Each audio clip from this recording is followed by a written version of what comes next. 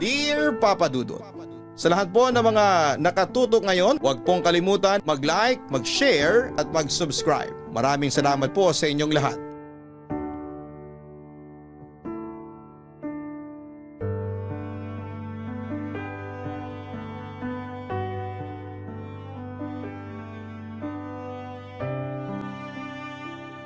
Dear Papa Dudut, kumusta po kayong lahat? Ako po si Maroon, 26 years old na ngayon. Suki ako ng inyong channel at madalas akong makinig ng mga horror at sexy stories ninyo. Siya nga pala hindi horror ang ibabahagi ko sa inyo dahil sa awa ng Diyos ay wala akong nararanasang kababalaghan sa buhay ko. Pero may kakaiba akong karanasan at yon ang gusto kong ibahagi sa inyo ngayon. Papa Dudut, 17 years old ako nang magtrabaho ako bilang houseboy sa mag-asawang Mr. and Mrs. Pumasok ako bilang isang hardinero at houseboy sa mayamang mag-asawang sina Mr. and Mrs. Paredes. Galing pa ako ng Albay at nakipagsapalaran sa Maynila dahil sa pangarap kong makapagtapos ng pag-aaral at maging isang ganap na accountant. Sa kabilang banda, nirekomenda ako kina Mr. Danilo Paredes ng dati rin nilang hardinero na nagkasakit at hindi na kaya pang magtrabaho ng mabigat. Agad naman akong tinanggap ng mag-asawa. Samantala bilang houseboy ay tutulong lang naman ako sa mga babaeng kasambahay na magbuhat ng mabibigat na bagay at maglinis ng matataas na parte ng bahay. Ang trabaho ko talaga dito ay bilang hardinero. Malaki kasi ang bahay ng mga Paredes. Para na itong mansyon sa isang pangmayamang village sa Makati. Malawak din ang kanilang bakuran na natataniman ng iba't ibang bulaklaking halaman tulad ng rose at orchids. May malalaking puno rin tulad ng mangga, chiko, bayabas na malalaki ang bunga at sa isang parte ay gulayan. Ang swimming pool ay nagagayakan din ng iba't ibang halaman. May isang parte ng bakuran katabi ng kubo na nalalatagan ng malalagong Bermuda grass na masarap higaan. May malawak itong mga 30 hanggang 40 metro kwadrado at nababakuran ng namumulaklak na santan plant. Sa pagdidilig lang ay aabutin ka na siguro ng buong maghapon. Kaya dalawa naman kaming magtutuwang sa pagmementena ng buong bakuran. Bawat sulok ng bakuran ay may nakakabit na mahahabang hose sa gripo. Ang hose naman ay nakarolyo sa isang bakal na napapaikot para hindi mayupi ang gomang hose. Sa kabilang banda ay may hiling lang ako noon sa mag-asawa na kung maaari ay pag-aralin ako kahit sa pampublikong kolehiyo para mag-aral kahit na hindi na ako swelduhan. Allowance na lang pang araw-araw ang aking hinihingi. Mabait naman ang mag-asawa lalo na ang lalaki na si Sir Danilo. Pahinga na ako sa trabaho simula alas 3 ng hapon pero mag-uumpisa ako ng alas 6 ng umaga. Tuwang-tuwa naman ako nang mapagpasyahan ni Sir Danilo na pag-aralin ako. Bibigyan din ako ng allowance at syempre pasusweldohin pa rin niya ako sa pagiging houseboy. Samantala ay marami ang nagsasabi na magandang lalaki daw ako. May nakakaakit na mga mata. Matangos na ilong, may kakapalan lang ang mga labi pero hugis puso naman. Lalo na kapag nakangiti.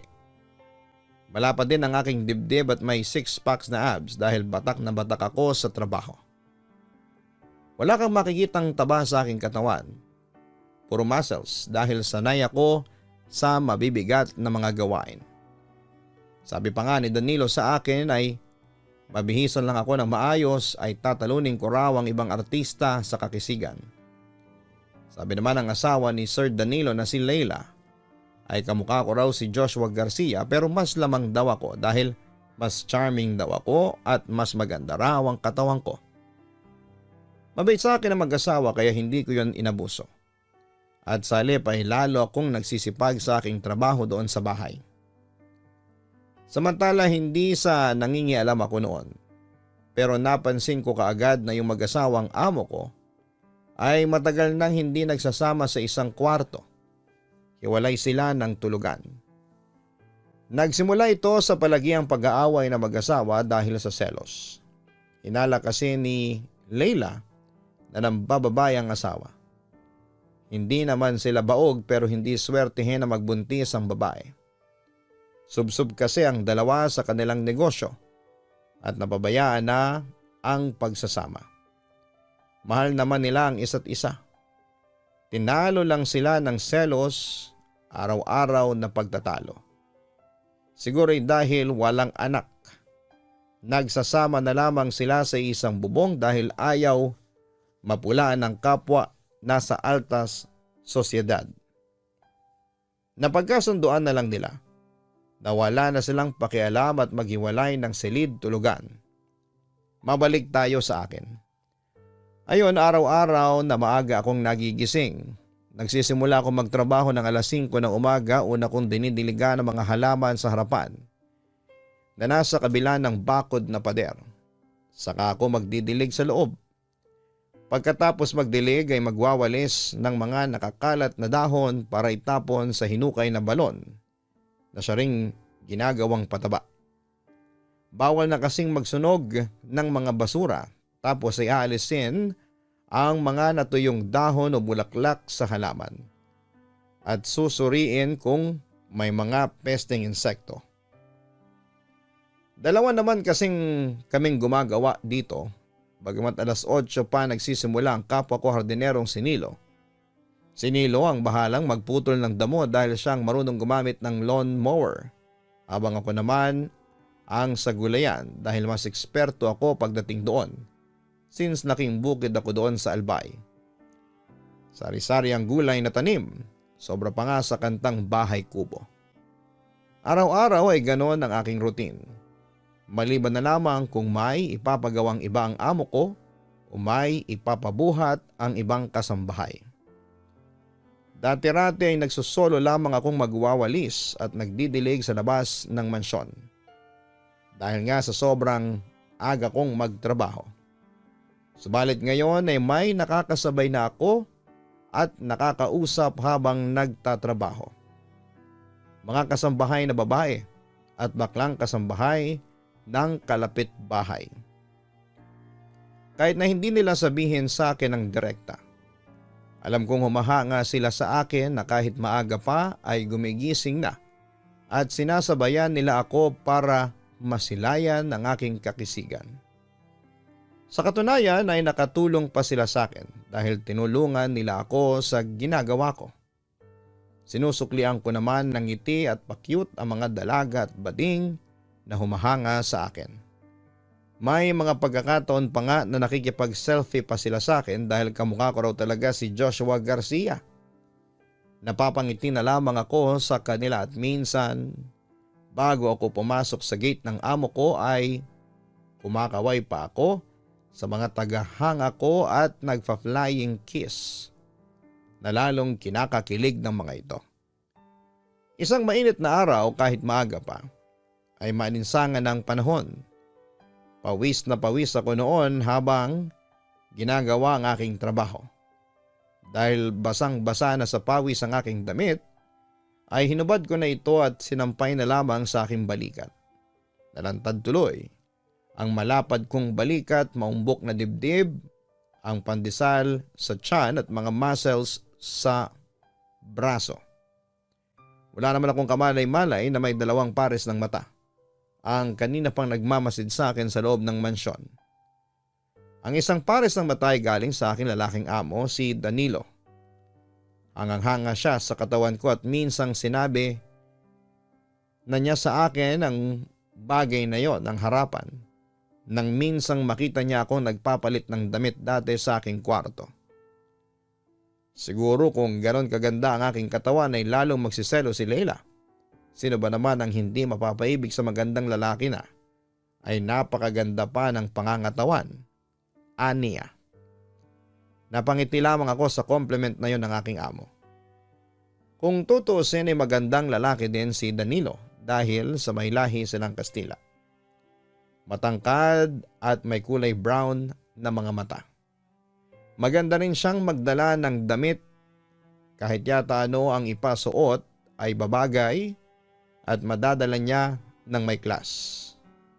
Hindi nga lang sing ganda ng katawan ko ang kanyang katawan dahil wala man lang itong muscle.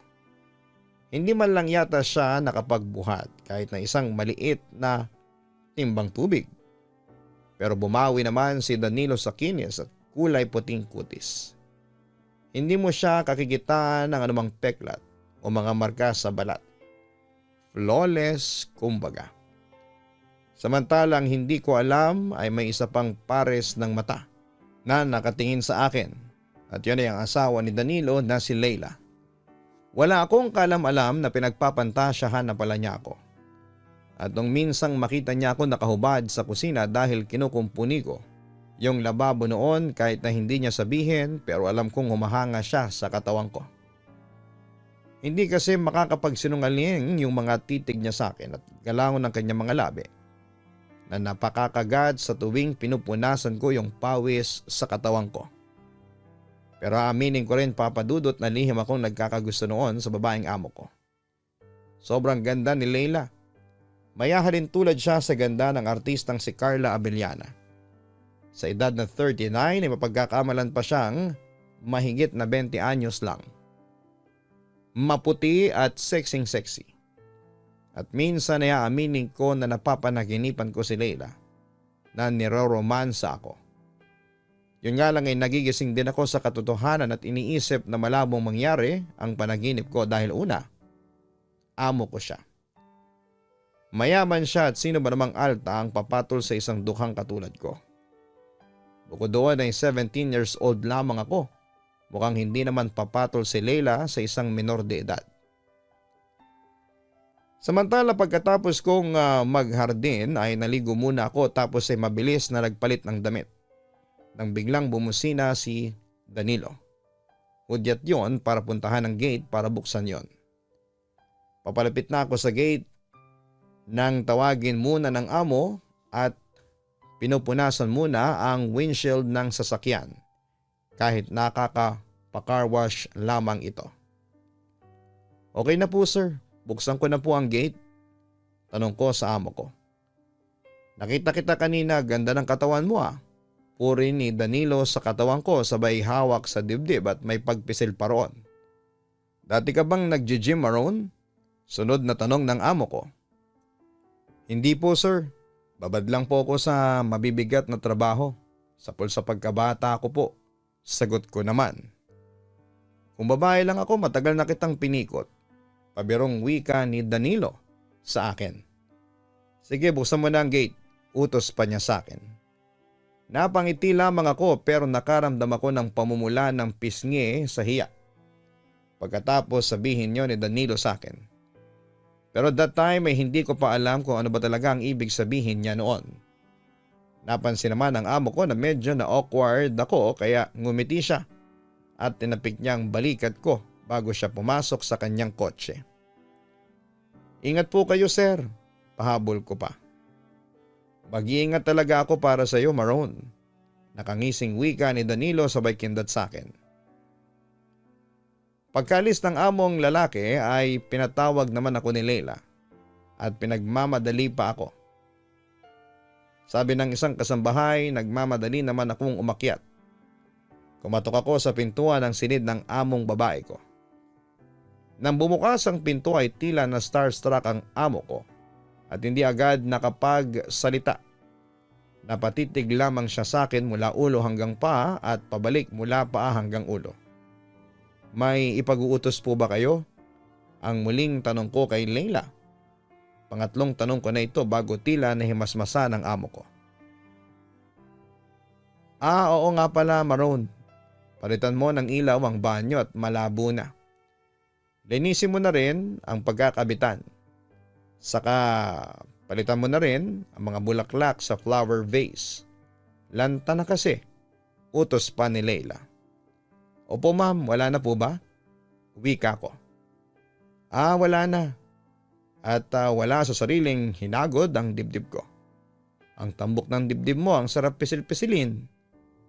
Nalito naman ako sa ginawa ng amo ko. Sa taranta ay tumalikod na lamang ako at bumaba na. Pagkalis ng amo ay agad na pinalitan ko ang ilaw sa banyo at naglagay ng bagong bulaklak na rose sa flower vase na pinitas sa garden. Samantala'y sumapit noon ang tanghali at sabay-sabay na kumain ang mga kasambahay. Wala namang kaming pagsisilbihan kapag tanghali dahil pareho naman silang wala kapag tanghali. At dahil walang amo ay hindi nawawala ang tsismisan. Bakit nga pala walang driver sina sir? Tanong ko noon kay Manang dahil siya ang pinakamatagal na naglilingkod sa mag-asawa. Naku, si Manang hindi sasagot yan. Hindi niya alam ang isasagot. Ang singit ng mas batang kasambahay na si Jenny. Sa hindi ko talaga alam buwelta ni Manang. Kasi Maroon, pinagsilosa ni Sir ang bawat driver na kuhanin ni Ma'am, lalo na kapag gwapo. Simula noon ay hindi na sila kumuha ng personal driver. Pero mas gwapo ka dun, mas macho pa. Natatawa ang wika pa ni Jenny sabay kurot sa matigas kong braso. At ikaw Maroon, sino yung kinakalantari mo kapag umaga dyan sa labas? Naku, lagot ka sa mga amo natin at amo nila kapag nakabuntis ka. Paalala naman ni Manang. Nakabuntis agad? Hindi ko nga alam ang pangalan ng mga yun Nakikipagkaibigan lang ang mga yun. Pagtatanggol ko sa sarili ko. Ang gwapo-gwapo mo kasi. Ako na lang ang buntisin mo. Biro pa ni Jenny. Oy, loka ang harot. Ang sabi pa ni Manang sabay kurot sa tagiliran ni Jenny. Nagtawanan na lamang sila. Samantala nagdaan ang mga araw at araw-araw pa ring magkahiwalay na pinapanood ng mag-asawa ang pagtatrabaho ko. Dahil taginit ay lagi akong nakahubad kung magtrabaho sa bakuran.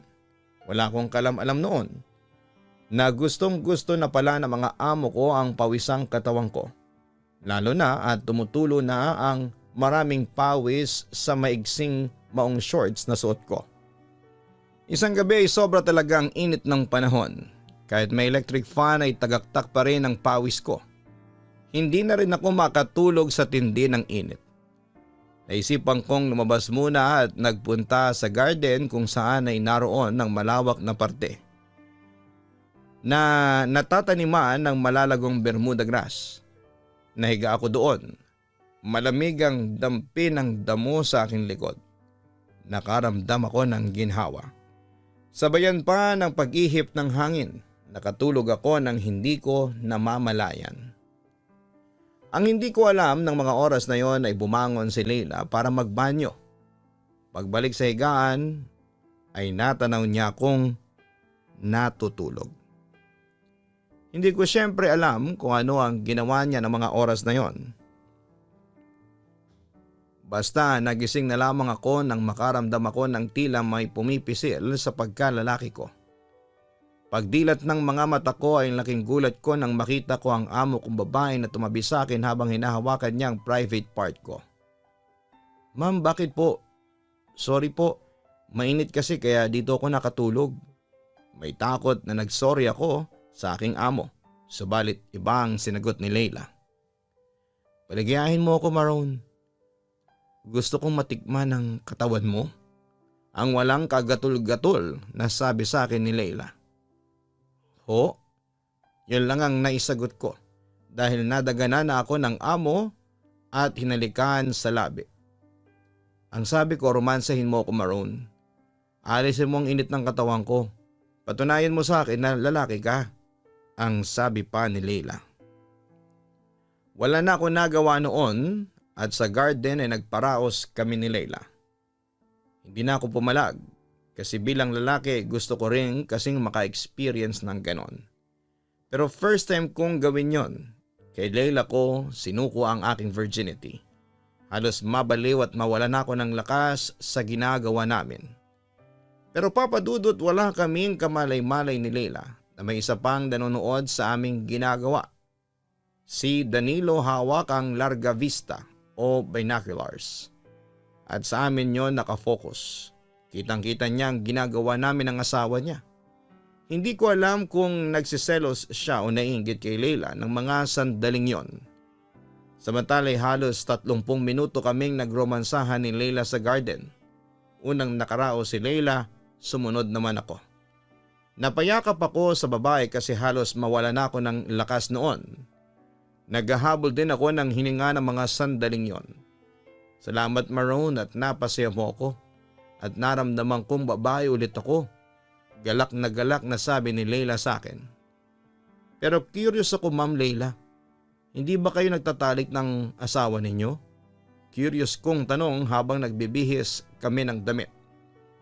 Hindi, matagal na kami hindi nagtatalik. May temporary impotency si Danilo ayon sa mga doktor. Nagsimula ito nang maaksidente siya. Pero pwede rin na baka ibang putahe ang gusto niya. Aniya. Nagtaka naman ako. Sa ganda at sexy nyo, maghahanap pa ba ng iba si Sir Danilo? Wika ko. Eto Maroon, hindi ako sure dito. Theory ko lang ito. Si Danilo feeling ko ay lalaki din ang gusto niya.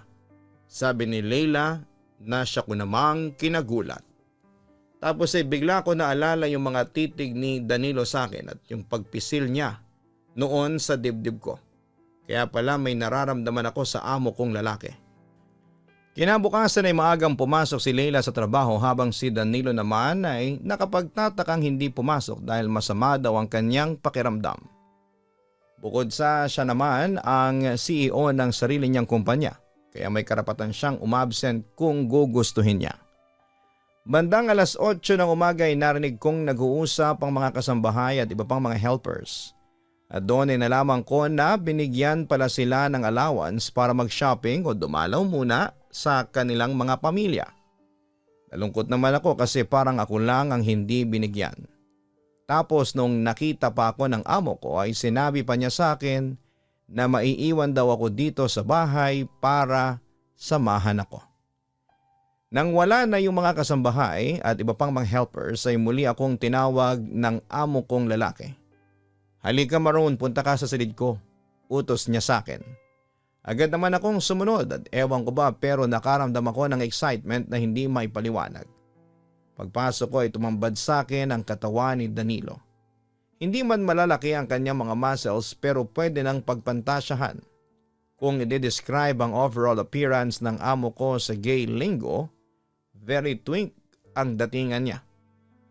Maroon, nahuli ko kayo ni Leila na may ginagawang pagtataksil sa garden. Seryosong sabi pa ni Danilo. Napalunok naman ako at kinabahan pero muli akong napalunok nang mapansin kong naka-boxers lamang ito at tila may nabuhay na kung ano sa loob nito. Sorry po Sir Danilo kung sisibakin niyo po ako, tatanggapin ko po. Deserve ko po yun dahil sa ginawa ko sa inyo pero nakikiusap po ako sa inyo. Huwag niyo po akong papatayin. Natatakot kong sabi sa amo ko. Alam ko namang hindi magagawa ni Danilo ang pumatay pero syempre iba na rin ang selos. Nakita ko nagbuntong hininga si Danilo bago muling nagsalita. Maroon, hindi ako magagalit sa iyo kung susundin mo ang gusto ko. Aniya, ano po ba yun? Tanong ko sa aking amo. Handa ka bang makipagromansa sa kapwa mo lalaki? Seryoso niyang tanong sa akin. Hindi ako nakakibo at sa totoo lang ay hindi talaga pumasok sa akin ang makipagromansa sa kapwa ko lalaki. Although hindi naman ako nandidiri at handa ako yung subukan. At kung si Danilo ang magiging unang lalaking makikipagromansa sa akin ay okay lang. Basta ako yung dominanting male. Alpha top ayon sa bokabularyo ng gay community. At saka syempre may mga reservations din ako. Gusto niyo po ba sir magtalik tayo? Diretsahan kong tanong sa amo ko. Tumango si Danilo. Kaya mo ba? Ready naman ako maging submissive sa iyo. Sagot pa niya sa akin. Hindi naman ako nakakibo noon dahil hindi pa rin ako makapaniwala na sasabihin yon sa akin ng amo ko. Pero hindi na ako nakapagsalita pa nang lumapit sa akin si Danilo at hinalikan niya ako sa labi. Nung una ay may pagpalag pa ako pero lalong hinigpitan ni Danilo ang kapit sa katawan ko. Yung pagpalag ko naman ay hindi pandidiri. Actually, parang nagustuhan ko pa yung ginagawa namin. Mabilis naman ang naging mga pangyayari, Papa Dudut. Ang halika namin ni Danilo ay nauwi sa paglalakbay niya sa aking murang katawan. Pero nang malapit na siya sa nangangalit kong armas ay huminto siya. Baka naman isumbong mo ko sa DSWD ha, natatawang wika niya sa akin. Huwag kayong mag-alala sir, hindi ko po gagawin yan. Sa totoo lang ay parang nagugustuhan ko rin po ang ginagawa natin, ang sabi ko sa kanya. Muli naman nagpatuloy si Danilo sa paglalakbay sa aking katawan at bawat sulok, bawat parte ng katawan ko ay pinuntahan ang kanyang malikot na labi. Nang mga sandaling yon ay napapikit na lamang ako dahil aaminin kong may talent si Danilo sa pagpapaligaya ng kapwa niya lalaki. Mukhang matagal na niya itong ginagawa. Mamayang kaunti ay muli siyang tumayo at ngumiti sa akin. Alam mo ba, ganyang edad din ako nung nawala yung virginity ko. And guess what? Naibigay ko yon sa kapwa ko lalaki. Dagdag pa niya. Maroon, inutusan kita. Ikaw naman ang maglakbay sa katawan ko. Gawin mo ang gusto mong gawin. Alipinin mo ako. Huwag kang titigil hanggat hindi ako napapasigaw sa sakit. Dagdag pa niya. At yun nga Papa Dudut, ako naman ang lumakbay sa katawan ng amo ko. Pareho kaming umungol pero mas nakaramdam ako ng excitement na magsimulang umaray na siya nang lakbayin ko ang kanyang likuran. Sa bawat sigaw at pagmamakaawa niya sa akin ay sobrang saya ang nararamdaman ko. Hindi ako tumitigil hanggat hindi siya umiiyak. Hindi lang paglalakbay ang ginawa ko, sinaktan ko pa ang kanyang katawan. Hindi ako tumigil hanggat hindi ako nakakaraos sa pagiging alpha male ko. Makalipas ang 30 minutong paglalaro, lantang gulay na bumagsak si Danilo sa kama. Umiiyak at parang inabuso. Natauhan naman ako at kinabahan nang makita kong nagkapasa ang halos buong katawan niya. Masyado yata akong nasobrahan sa pagiging dominante. Sirs, sorry po, kinakabahan kong sabi sa amo ko. Okay lang Maroon, gusto ko talaga yung sinasaktan ako. Mas matindi ang pananakit sa akin, mas nag-iinit ang katawan ko. Aniya. Sa madaling sabi, masokista pala ang aking amo.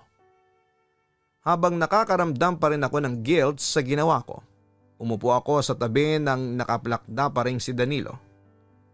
Sir, sigurado po ba kayo na kaya nyo pa? Oo, kaya ko, Maroon.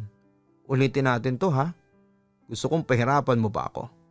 Huwag kang titigil hanggat hindi ako naghahabol ng hininga. Dagdag pa niya sa akin. Pagkatapos noon ay sabay kaming naligo sa banyo. Bagamat naawa ko sa kanya kasi hindi siya makagalaw ng maayos habang naliligo, ay pinagtapat sa akin ni Danilo na kaya nanlalamig siya sa kanyang asawa dahil hindi nito masakyan ang fetish niya. Nang matapos kaming pareho ay nauna na akong pumasok sa kwarto ko at doon ay nagbihis na ako ng damit. Natulog muna ako hanggang alas 12. Doon ay nakita ko na bumalik na yung ilan sa mga kasambahay at naghahanda na ng pananghalian. Hindi ko naman makita si Danilo sa paligid.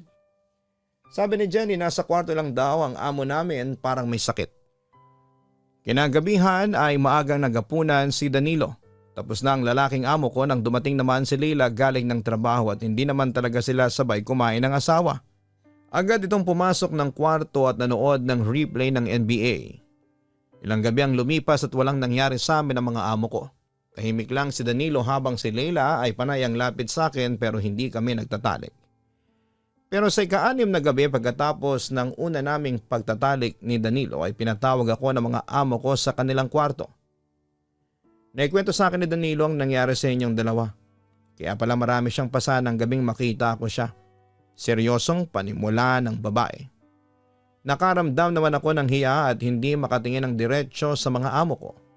Pero nagulat ako nang biglang magsalita muli si Leila. Ulitin niyo ang ginawa ninyo pero this time kasama niyo na ako.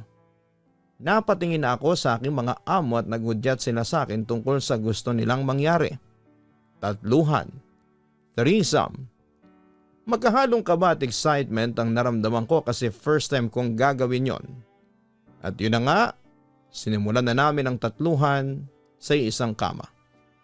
Tulad ng nakagawian ay si Leila ang submissive habang kaming dalawa ni Danilo ang dominante.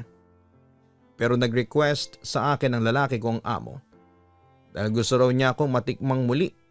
Nilapitan ko ang dalawa at masuyo ko silang hinalikan. Ang sarap mo talagang humalik, Maroon. Ang wika pa ni Danilo sa akin. Ano pang inihintay ninyo? Sabay niyo akong paligayahin. Utos sa amin ni Leila. At pagkatapos noon ay mga halinghing at pag-ungol ang umalingaw-ngaw sa buong kwarto. Walang pakialam yung mga amo ko kahit na marinig pa kami ng mga kasambahay at ibang helpers na stay-in sa mansyon. Nilakbay ko ang katawan ni Leila habang si Danilo naman ay nilalasahan ng kanyang asawa. Matagal ang naging paglalaro namin hanggang sa magpalit kami ng posisyon ni Danilo. Ako naman ang nilasahan ni Leila. Di naman nakapagpigil si Danilo at hinalikan niya ako habang nilalakbay naman niya ang katawan ng asawa. Marami pa kaming ginawa noon na umabot halos ng 1 oras. Pero nung makaraos na ako ay agad na lumuhod si Danilo at sinalo niya ang lahat ng biyayang nagmula sa akin. Hindi naman pumalag si Leila at sa halip ay sinuportahan pa nito ang asawa. Napatingin naman ako sa kanila satisfied bagamat medyo nakaramdam din ako ng kaunting hiya. Kasi syempre mga amo ko sila. Dumating ang pasukan sa isang private school ako in-enroll at hindi basta private school. Sa pangmayamang private school yon. Sa kabilang banda ay nabuntis si Leila at kahit na kasalo nila ako sa ligaya ay tanggap niya yon. Nakiusap din sa akin si Danilo na siya ang kilalaning ama ng magiging anak namin ni Leila. Siyempre pumayag naman ako sa kagustuhan nila. Nagpatuloy po ang tatluhan namin sa kama hanggang sa paglipas ng panahon ay 3 ang naging anak namin ni Leila at si Danilo ang kinikilalang ama nito. Hindi nagtagal ay nakapagtapos din ako ng pag-aaral at kasalukuyang nagtatrabaho sa kumpanya ni Danilo.